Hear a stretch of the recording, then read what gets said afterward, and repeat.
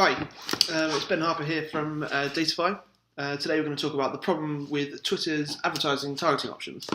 So Twitter have recently opened up their self-service advertising products to advertisers based in the UK, allowing us to delve into the system and start testing at last. One initial problem that we're experiencing is with the targeting capabilities of the platform, which at present is currently lacking far behind that of Facebook. So first let's discuss the three main options available in terms of targeting on Twitter. So you have interest and follower targeting, keyword targeting, and television targeting, which is a specific niche that Twitter is obviously focusing on.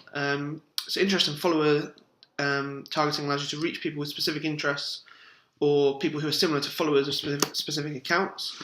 Keywords allow you to reach people that search, tweet about, or engage with specific keywords, and television allows you to reach people who engage with specific television programming, which is useful but limited. So the interest and follower area is similar to Facebook's precise interest targeting that's proven so powerful when used correctly. However, one key difference is that the targeting works based on similar followers. So with Twitter explaining it like this: targeting usernames allow you to reach users with interests similar to followers of any of those accounts.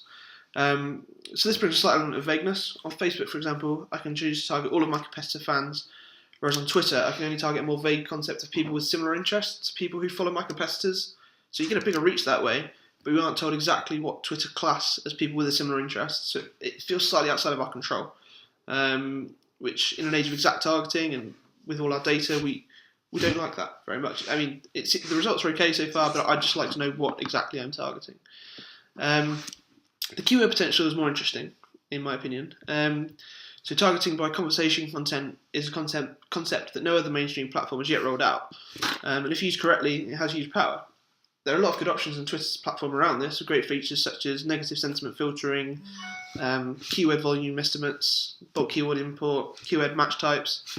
The only thing missing really at the moment is the ability to choose timeframes. I would assume Twitter prioritises serving ads to people who have mentioned your targeted keywords most recently, but it'd be great to be able to specify this. For example, being able to target people who have discussed the phrase buy a MacBook is great, but being able to just target those who have discussed it within the last 24 hours is incredible. So the television targeting segment as well is clever and plays into Twitter's strengths as a leader in second screen conversation.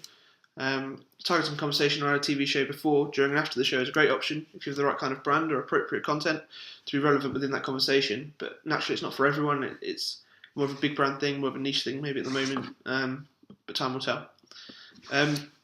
What would be great to see for the next iteration in Twitter's platform would be the ability to use all these three options in conjunction with each other to make the targeting more and more advanced. For example, being able to target users who follow a certain celebrity or brand and have discussed a relevant product is better than either part in singularity.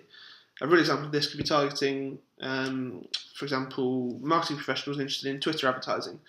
Targeting people who follow social media today and other relevant industry blogs who have mentioned Twitter advertising is better than just targeting people interested in social media today. As some may be unengaged or just interested in Instagram, for instance. You can drill it down that way if you can cross-segment.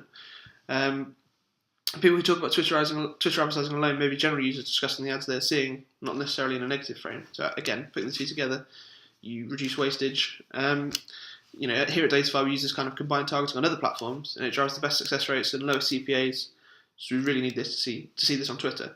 But in conclusion, right now, it's a great first step for Twitter. It's much better than Facebook's first go. There's work to be done in areas where improvements could be made.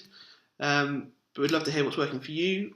We'd love to work with you to test out, keep trying the platform, and find out what's going to work best for your brand.